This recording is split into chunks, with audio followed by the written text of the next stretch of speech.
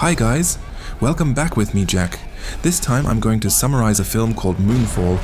In a universe where the impossible becomes real, Moonfall begins with a terrifying discovery. The moon has slipped out of its orbit and is plunging toward Earth. As disasters erupt across the planet, a disgraced astronaut, a NASA official, and a conspiracy theorist uncover a secret buried for thousands of years, one that leads them deep inside the moon itself. What they find there is beyond anything humanity ever imagined. This is the moment when the truth rises. And alright, let's jump straight to the story.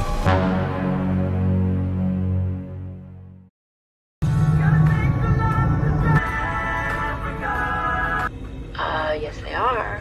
Set in outer space, the story begins with a scene showing the crew of Apollo 11 who are doing repairs on one of NASA's satellites. At first everything goes normal, like repairs in general, but this time is different, when the spacecraft suddenly experiences an electrical failure, followed by the appearance of black particles speeding fast toward them. Brian! Marcus! Brian! And suddenly, fragments of a comet or some other foreign object. But because of the heavy impact that happens, Harper the pilot has to accept that one of his technicians dies after being carried away by the satellite debris, and also Joe, the operator, is now unconscious. After the spacecraft becomes stable again thanks to the air brakes that still work, Harper then sees the black, foreign particle land itself on the moon.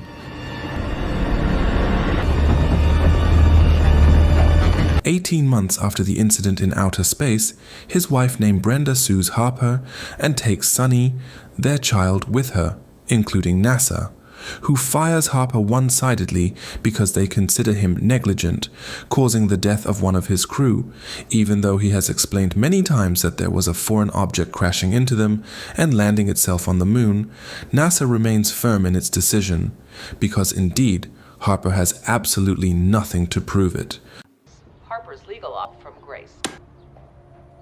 10 years later, more precisely at Irvine University, California, we will be introduced to a mysterious man named Houseman. No one knows exactly what his educational background was in the past. He secretly sneaks into a professor's room and uses his computer account to contact the Moon Observation Center in Chile, then asks the operator to send the latest data of the moon orbiting. Would you mind sending last night's scans? Use the other email I gave you, though, not the school one.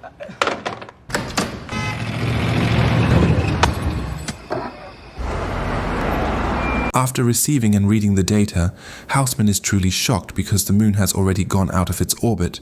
Realizing that a big disaster will soon come, he quickly goes home and prints all his data. But because NASA's service center still does not respond, Houseman must find another way to deliver his findings. Fuzz Aldrin, how many times have I told you to box? By coincidence, Houseman finds a piece of newspaper about the latest news of Harper, who becomes a guide at one of the astronaut museums not far from there. With the fact that Harper is a famous figure with many achievements while working for NASA, Houseman knows very well who Harper is, including the case that trapped him. So without thinking twice, he goes to the museum to deliver his data.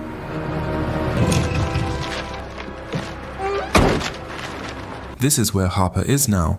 After Houseman introduces himself as an astronomy lecturer, he asks him to immediately contact NASA to tell them that the moon has already gone out of its orbit, but without confirming the data first.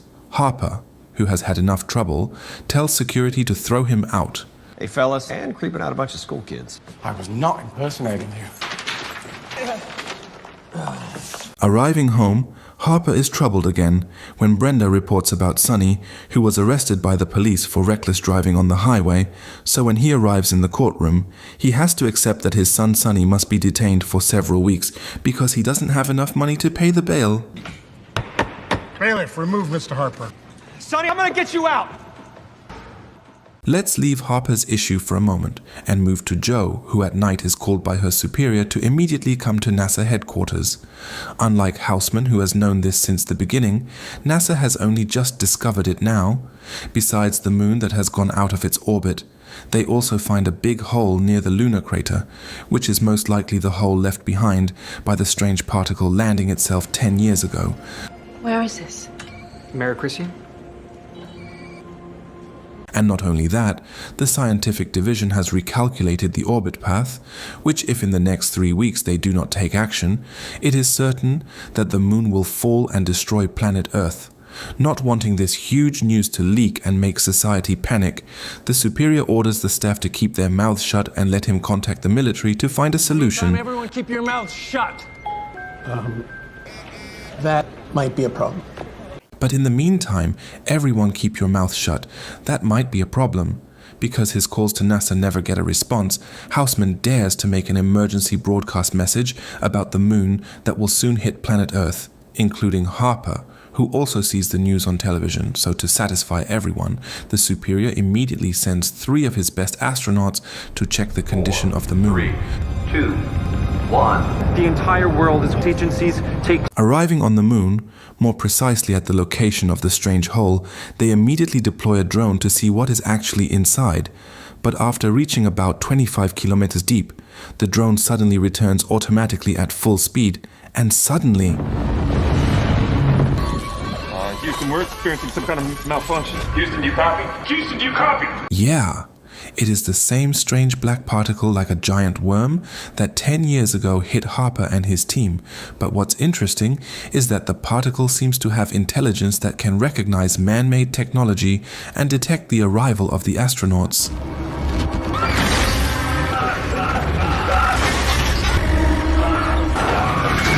So whatever this object, species or creature is, all the astronauts are killed after the particle hits and destroys the entire spacecraft. Amazed and terrified, that is what the scientists and military feel right now. How could they not? All of humanity's greatest achievements that are considered most advanced seem like they are still in the Stone Age compared to the particle's technology. Machines don't have intelligence. This does. Everything we feared about AI by the electronic signature of the capsule. With the fact that humanity is not ready, the superior gives his position to Joe and chooses to leave to save his family. This is also when he finally admits that he actually already knew about this fact. And if Joe is still curious, go to NASA's secret data center, then use his clearance to enter. Here's your clearance. At the same time Joe goes to the secret data center, almost everyone around the world begins panicking with the phenomenon happening. Instead of going to find a safe place or gathering with family, they actually take advantage of the situation to loot, making police and the military take action.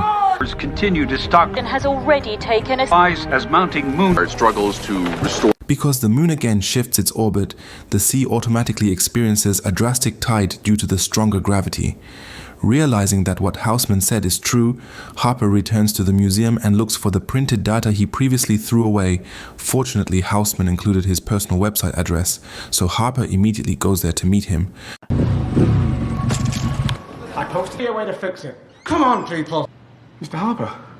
Can we talk? Houseman explains that he has long observed and studied the moon.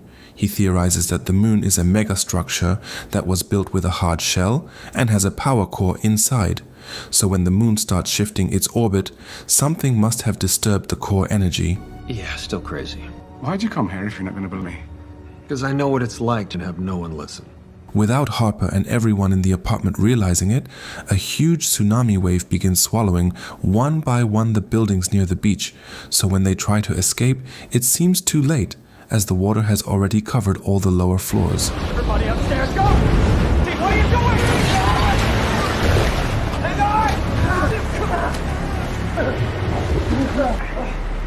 Back to Joe, who has arrived at the secret data center. She is shocked when seeing the recording from Harper's helmet 10 years ago, proving Harper was right about the foreign particle.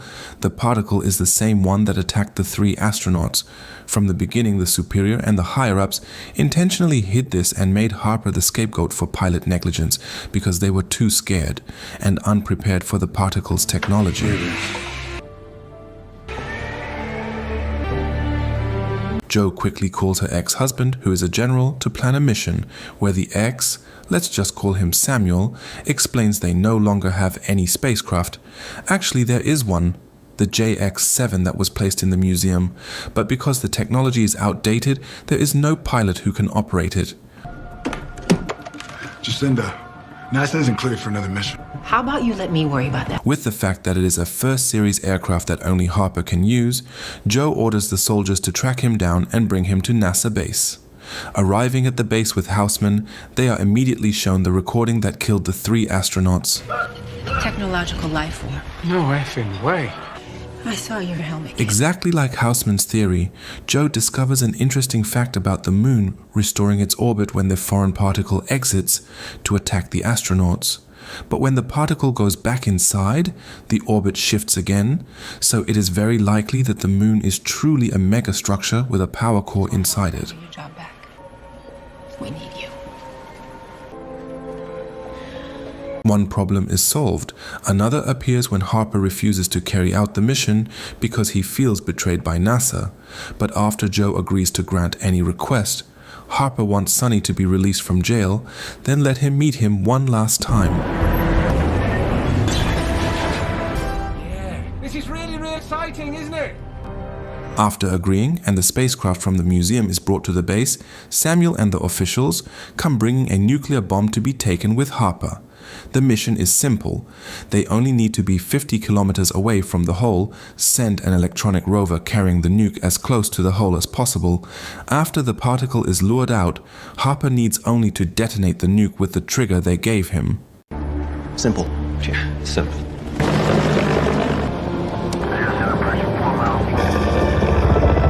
Not long after, Sonny arrives at the base safely, briefly angry because his father will fly again. Harper explains that he is doing this so Sonny can have a decent life.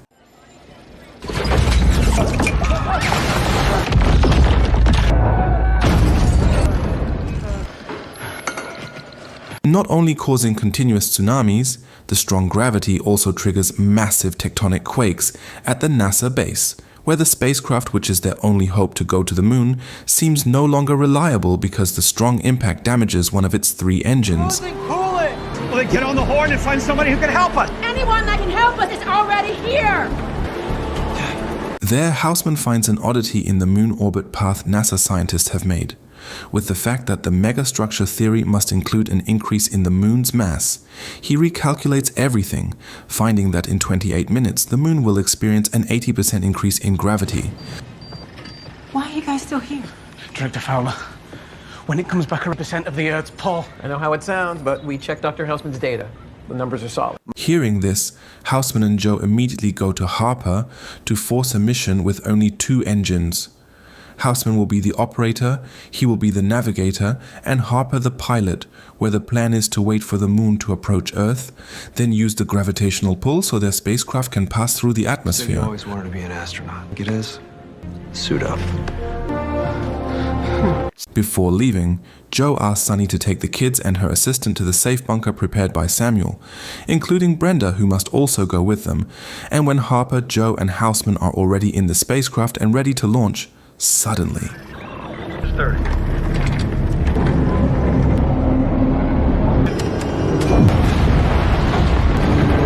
a gravitational wave makes everything float, followed by 1,000 meters tsunami swallowing the whole base. Even the rocket Harper is flying is nearly submerged by the seawater lifted by the moon's gravity.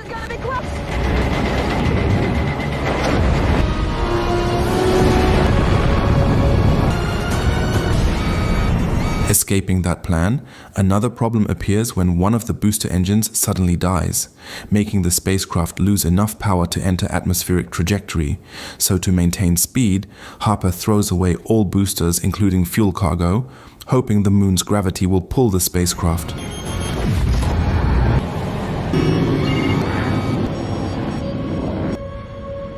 Thanks to Houseman's precise calculations, the spacecraft finally reaches the atmosphere and heads straight to space station to refuel. As someone who goes to outer space for the first time, Houseman is truly amazed, seeing his phone floating freely in the zero-gravity room. Okay. While Joe and Harper were refueling, Houseman was seen taking a cute selfie to capture the moment, but that happiness didn't last long after seeing the moon already breaking through Earth's atmosphere, including hundreds of rock fragments beginning to rain down on parts of the Earth. According to Joe's explanation about the particle being able to recognize human technology, Harper would approach the hole by turning off all systems, engines, and using air brakes to make the maneuver. This is where the real pilot skill was tested, when Harper was able to control the ship and pass through the rock fragments in full manual mode. Be fine. Need that. Arriving near the hole, Harper moved to the capsule craft and brought it right above the hole. After activating the nuclear bomb, he left the electronic rover with the nuke there, then returned to the main ship and would detonate the nuke using the trigger already activated.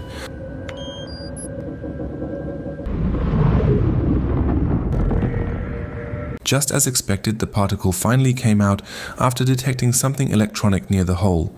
But what confused Harper was, the particle wasn't interested at all in the rover or the nuke. Instead, it hovered toward or attacked the main ship, which was clearly not powered on. So Harper immediately turned off the nuclear remote and Houseman's phone, which was suspected to be the trigger.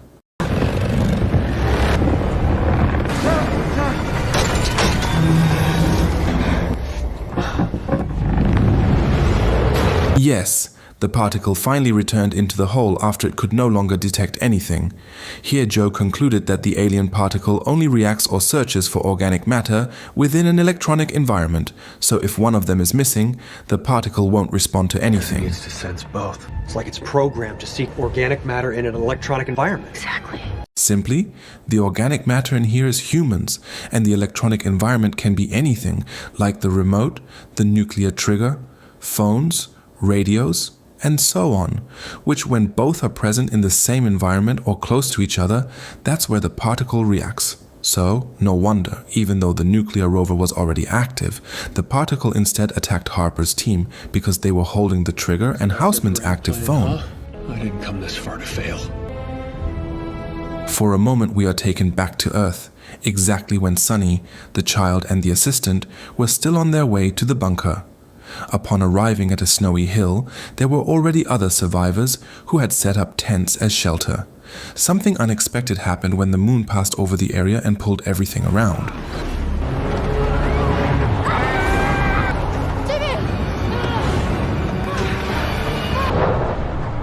Surviving the gravitational pull just now, Sonny continued the journey and successfully reached the cabin where Brenda and her stepfather took shelter. She explained that they had to immediately go to the bunker, considered the safest place for now, and just as they finished packing all the oxygen tanks because the moon was about to fall soon.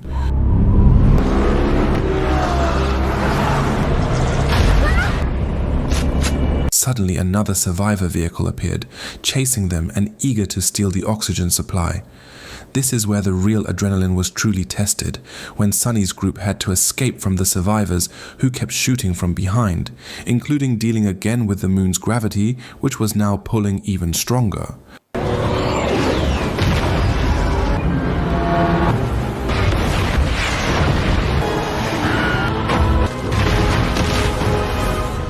Done with that tension, another problem appeared when oxygen in this area started to disappear, proven by birds falling dead.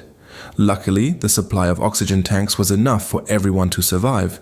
So from this moment, they continued the journey on foot because the car was damaged during the chase. Come on, honey. Let's go. The moon had already arrived on Earth, and a massive impact would happen in just a few minutes. Harper urged the others to enter the moon's core and detonate the particle inside, not from outside, because the moon was already too close to Earth. Harper didn't want the nuclear radiation to spread across the entire surface.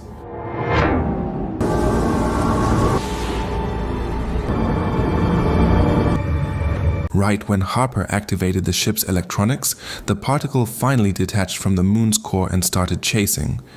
Houseman's theory about the moon being a megastructure with thick walls as its outer shell was proven. They were speechless, only able to stare at all these facts.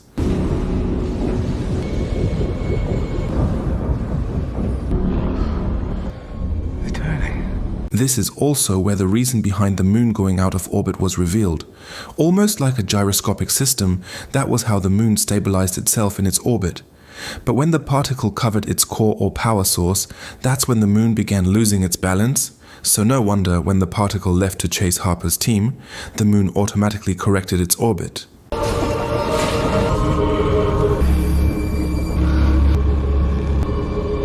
Not only that, the shocking truth is that the moon we've always assumed to be just a natural satellite orbiting Earth actually had a far greater function. Houseman suspected that the moon was an artificial universe containing a civilization inside. This was proven by the rings surrounding the moon's core, which were actually arcs capable of holding millions of life forms. Get the detonator ready. Release the rover. Right when the particles successfully found them, Joe prepared the trigger and activated the nuke. As they were about to release the rover and leave it inside the ship, suddenly the system malfunctioned, as if another energy was controlling it.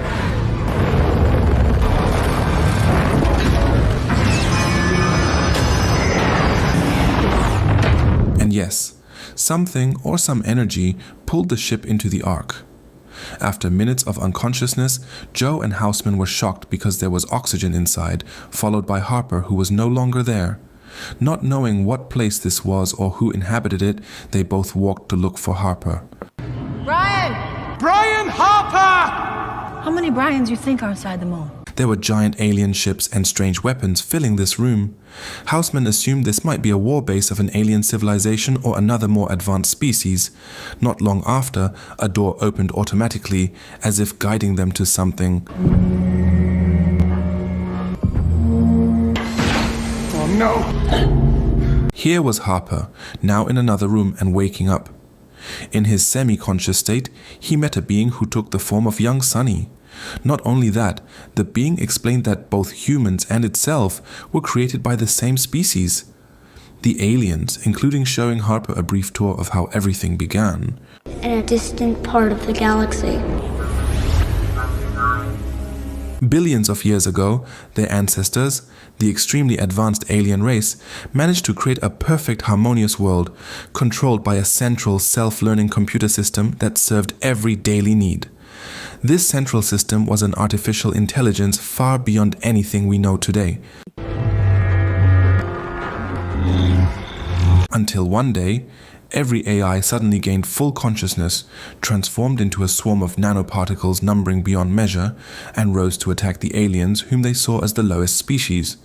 Eventually, a galaxy-wide war began between the aliens and the AI, hunting and destroying all biological life considered a future threat.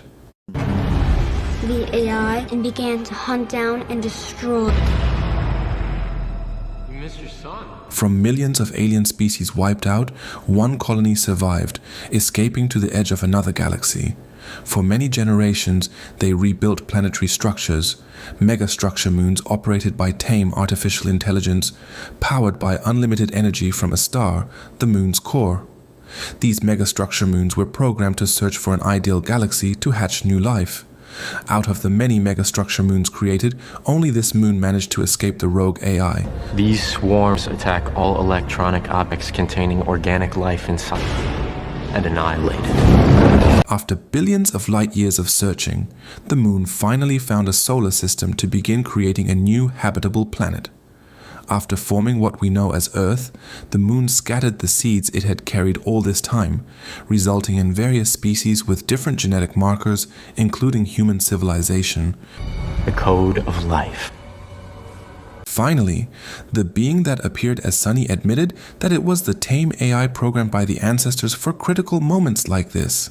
With the moon's core energy almost fully drained by the particle, Harper was asked to lure it out so the moon could return to its orbit.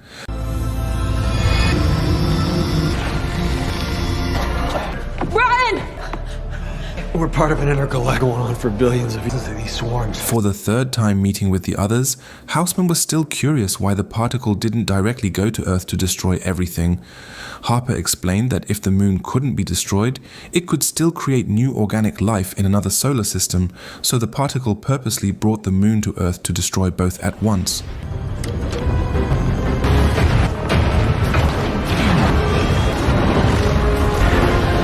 Right as the particle chased again, Harper quickly led it to the war base location where the automated defense weapon shot at the particle, giving Harper a chance to escape the moon.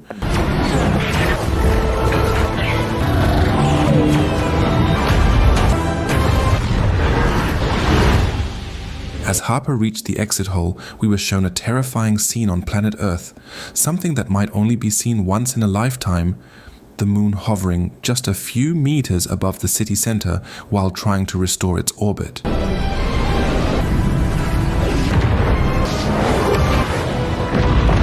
Still near the hole, Harper suddenly slowed the ship and asked Joe and Houseman to control it while he re-entered the rover to sacrifice himself with the nuclear bomb. When Joe argued against his sudden decision, Houseman had already quietly placed himself inside the rover and locked the door, intending to sacrifice himself.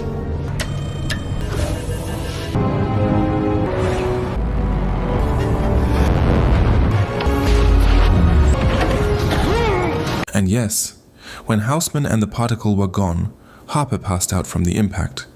Only Joe was still conscious, trying to fly as fast as possible.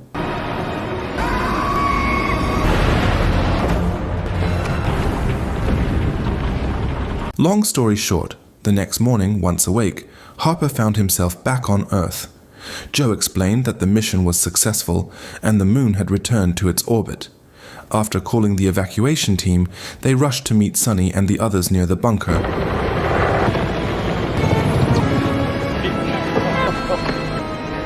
Finally, we were shown the moon completely restored, followed by Houseman, who returned to life as a hologram. The entity appeared in the form of his mother, explaining that it deliberately scanned Houseman's subconscious so he could stay there, officially appointing him as the guardian of the moon. We should get started. Get started with what?